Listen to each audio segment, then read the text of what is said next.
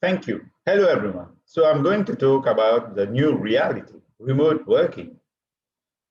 To start with, let's see what's happening worldwide. As many countries are reopening and in some cases closing their borders again, the reality is that for many organizations, remote work will play a significant role in businesses throughout 2020 and beyond. Even if organizations have created more flexible remote work policies to better accommodate the needs of their employees in the short term, these businesses must ensure that their teleworker strategies can be secured in the long term.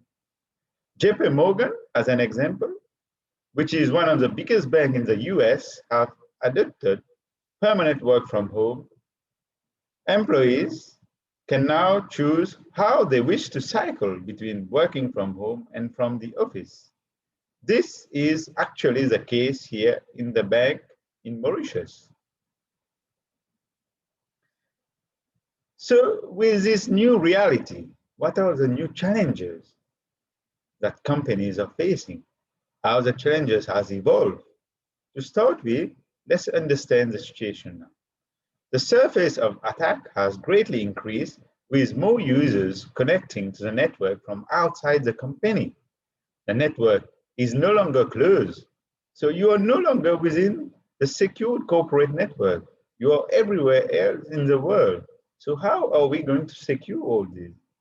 One of the immediate impacts, as per FortiGuard Labs, we have seen an increase in cyber criminal activity as demonstrated by a 131% increase in viruses and about 6 new phishing attacks a day when the pandemic started. Quite a significant amount. Attacks are also involving. It started with another phishing attack directly related to COVID-19.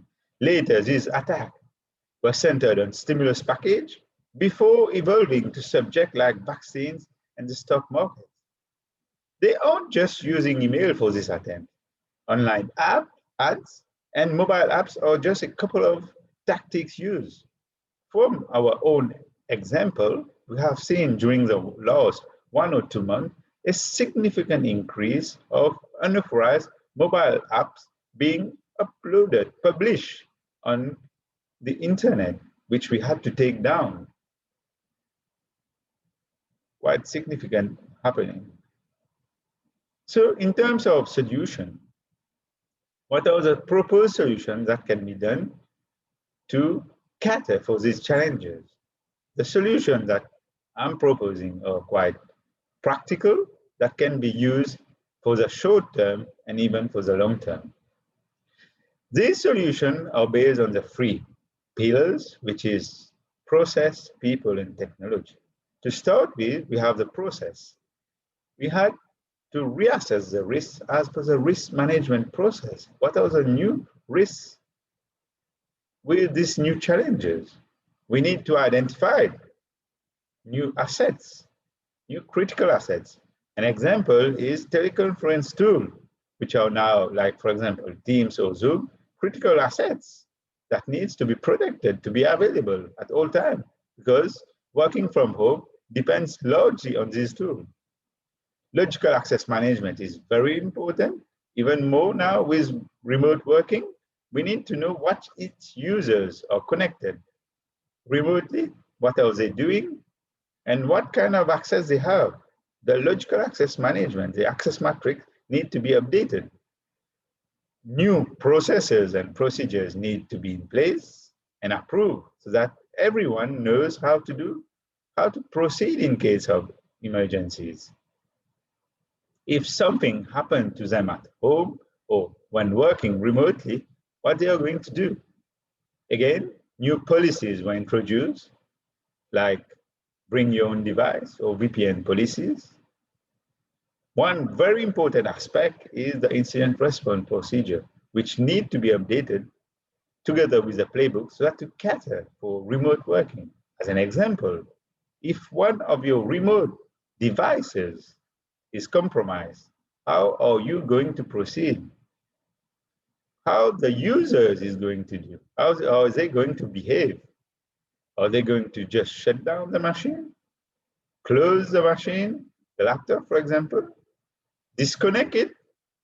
How are you going to get the device? You just take a car and then park at the user's place? How it's going to work? All these have to be think about. And lastly, implementation of an ongoing vulnerability management program to continuously identify, prioritize, and patch high vulnerabilities that an attacker may leverage on is of utmost importance. Now, we move to the people aspect. For the people aspect, an updated security awareness plan is very important. People need to know, sticking to private home network as opposed to guest network, can they take their device, access any free Wi-Fi that they are getting on the roads, in shopping malls, and just access your corporate network? Is it possible? I don't think it's a good idea. There are new types of phishing. How can they identify this phishing?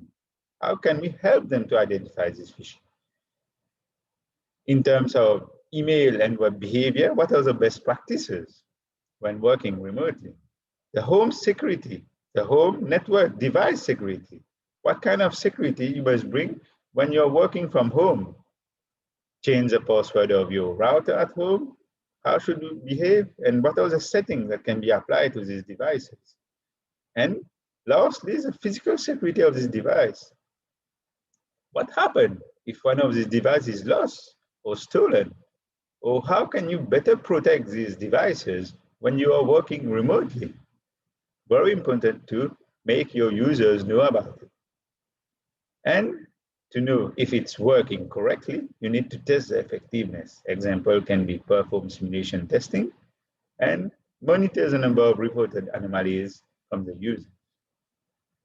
In terms of technology, we have had three kinds of scenarios. The first one is employee using their own device, BYOD. So for this kind of scenario, the control that we had implemented in place is that they cannot access directly the network, but they have to go through a virtual desktop environment, which can be either on cloud or on premise. To access this environment, multi-factor authentication is enabled, MFA is enabled. This solution is very scalable. Let's say tomorrow we have another pandemic or another situation whereby people cannot go to office, or everyone need to do remote working, then this solution is very scalable. You can create lots and lots of virtual desktop and assign them to the users so that the users can log in and do their work very easily. So the user with this solution gets a desktop designed as per his profile. So getting only the required application access or strictly controlled. This solution also allows controlled propagation of malware if infected. So you can easily switch off the machine to prevent propagation of malware.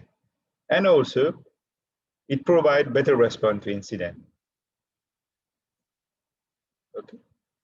There's a scenario 2 related to corporate devices, whereby the company provides devices to the employees to work from home or work remotely. So with this kind of access, in this scenario, access are given again through VPN, virtual private network, with MFA enabled. Users coming through VPN are isolated. They're not given direct access to the network. They are isolated. And then within the isolated network, they are provided access to what is needed only. These devices are protected with mobile device management. The access, internet access on these devices are controlled. We have installed an agent on the corporate devices whereby it controls internet access on whatever network you're connected. If you're connected at home or at the office, the network is filtered as per the corporate rules, policies, and also these users are protected whenever they are browsing the internet from advanced threats protection, because this system enables sandboxing, which protect website or downloads that the users are doing. Devices are hardened as per best practices. Remote patching is enabled, or if not possible, virtual patching is enabled. Remote logging is very important. You need to know what's happening, what are they doing, what are the activities happening on the laptops, what are the different VPN connection being done, and lastly, implementation of conditional access. So if you are from different location, not allowed to access the corporate network, you're not given access to the network. This is very important if some accounts are compromised and users and rogue users are trying to access the network through VPN in other countries. So, for example, if these accounts are compromised and they are trying to access it through VPN from different countries, like, for example, from the US or Europe, you won't be able to access the corporate network. In the scenario 3, which is the cloud access, again, for this one, MFA is implemented. We have conditional access enabled, again, to control in case of compromised accounts. The cloud app security is very important because it will scan for malware whenever you are doing. If you're saving a file, if your device is infected, it will scan it and find any infection and prevent the infection of the cloud app system. Data loss prevention must be enabled in the cloud. The cloud system must be hardened as per best practices. And if you are using cloud-based email, enable advanced threat protection, protect you from advanced attacks such as business email compromise. To conclude, depending on the access, it is recommended to use a mix of these controls.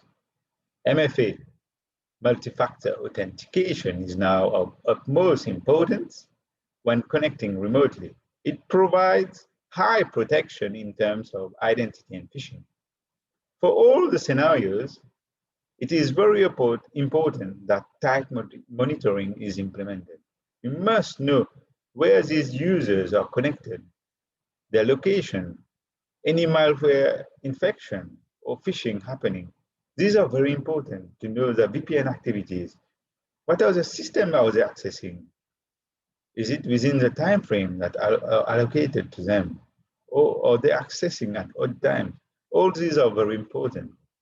Also, it is recommended to adopt a zero trust network infrastructure. And zero trust network infrastructure is composed of 4 main components, mainly segmentation. You have to really segment your network, which is another word for micro segmentation. Really, an example is your VPN users are not mixed together with your corporate Office users. You need to have strong authentication, not only for the users connecting, but between systems. For example, API connection must have strong authentication. Network visibility, you absolutely need to know what's happening on your network. Are there any lateral movement? And lastly, logging, which is very important. All these must be logged and monitored regularly. Thank you. I will now happily accept any question from your part. Thank you very much.